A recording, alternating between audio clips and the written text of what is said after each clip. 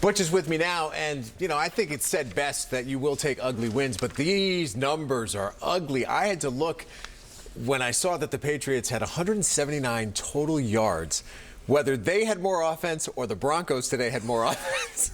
And actually, the Patriots did have more offense, but the Broncos... Well, before we get into how bad their offense was today, can we just give them the credit for the win for a second? Take them as they come. Do they have a shot at the playoff? That's all sports radio is going to be talking about this week. They're 5-6. They're one of 6 teams for 3 spots. And what they have going for them are 3 of the teams they're battling, they've already beaten. The Dolphins, Ravens, and Raiders, and they play the Dolphins again. Can they make the playoffs? Yeah, they can. And here's the thing. Right Do you now, want them to? You don't think that they could beat one of the best teams in the NFL. I don't think that. You don't think that. I don't think any of you who are watching this think that. But, there's always a but. If they were to win out, and all of a sudden they're 10-6, you're telling me that, they just won 6 games in a row. They're going to be the hottest team in the NFL with some momentum going into the postseason. So we're definitely putting the cart before the horse. But should they get to the postseason, they'll be a dangerous team. All right, so let me stay on the positives again. How about the defense today? I thought they did a really good job against Kyler Murray. They limited him to 170 passing. They limited him to 31 yards rushing. You know what's deceptive about that? The last one was a 15-yard run. They limited him to 4 rushes for 16 yards, Tom. I mean, he was supposed to make a huge difference. He leads the league with 10 touchdowns for quarterbacks. I thought their defense did a really good job, and I think we need to single out Adam Butler. He was a man-child today. Tipped the ball for an interception, had a huge sack, 3 quarterback hits. And he hadn't played for a couple of weeks, so give him a little credit. Okay, if you're Ebert, I'm going to be Siskel, and I'm going to jump on the negative part of this. And this was not the steel curtain. This was not the 1985 Bears. This was not the 2000 Ravens. They could not move the ball against the 2020 Arizona Cardinals. That is a problem. True. And I guess there aren't a ton of great defenses across the NFL, but you got to move the football. And they just, at home, weren't able to move the football. Do you know what? I was telling you this earlier. The thing that disappoints me the most about Cam Newton is his short passing game. I honestly thought from afar that he had one because he always threw to running backs in Carolina. He doesn't. His timing is off. He never hits a guy in stride. I know we're coming off of Tom Brady, and maybe that's not fair. But I said to myself, James White finally got involved. He got 2 touchdowns. No, he didn't. He had 6 touches. And you know what Cam said after the game? He filled Rex Burkhead's role nicely. I'm like, Cam, you've said a lot of good things in Boston, but that's not one of them, okay? He's not filling Rex Burkhead's shoes. Sorry.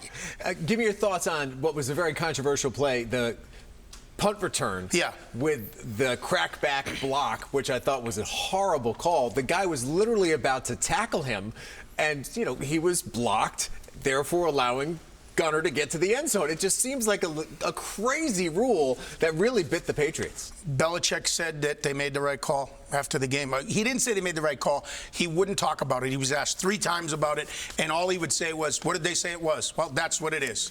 So. Okay, didn't make the right call, but they made the call as it's written in the rule book. And that is something in the rule book that should be looked at, because that guy could have tackled Gunner without being blocked. And if you can tackle the guy who's carrying the ball without getting blocked, then you should be blockable.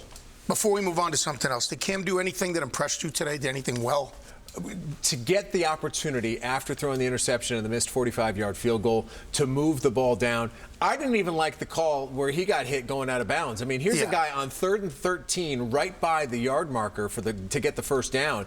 What's the defensive player supposed to do? And they both never of his feet were in bounds and they when never he got clarified, hit. Was it helmet to helmet? Was it what? What was the actual call? Unnecessary roughness? What are they calling on that guy? What are we playing here? This ref crew did not have a good game. You don't make calls to change the game. And that put them in position to kick the game-winning field goal. And, hey, Nick Folk, 19 field goals in a row. Coming off of, Gostkowski, who was a headache the last few years. Folk has really stepped up here and done a great job. Yeah, Arizona should have won the game. Obviously, you make that kick, you win the game. But, our stories all were about Cam Newton at the end choking once again, or not making the big play when he had the chance to make the big play down the stretch, like Buffalo, like other games that he had, like Seattle, even though that was a team thing more than just him. But, he got a chance to redeem himself. That's a good point by you. Next couple of weeks will be interesting because typically they'll stay in L.A., you would think. But with all this COVID stuff, I don't know whether the league will allow them to do that. And if so, what's the facility going to be like that they temporarily are going to use for that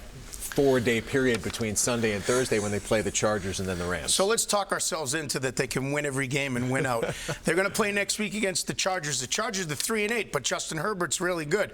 I don't even know if the Patriots can win on the road. Can they beat the Rams on Thursday Night Football on our air. The Thursday after that, 2 games in 5 days. It's shaping up to be a key game. They could be 6-6. Then they go to Miami. 3 road games in a row, and they got to take on Brian Flores and the Dolphins, which will probably decide whether they make the playoffs or not. Then they come home against Buffalo and the Jets. I think they win those last 2 games no matter what's going on, whether they have a shot at the playoffs or not. Let's look at it this way, and we'll wrap it up with this statement. At least with this team, they're keeping it interesting, and we're into December. Okay. Merry Christmas.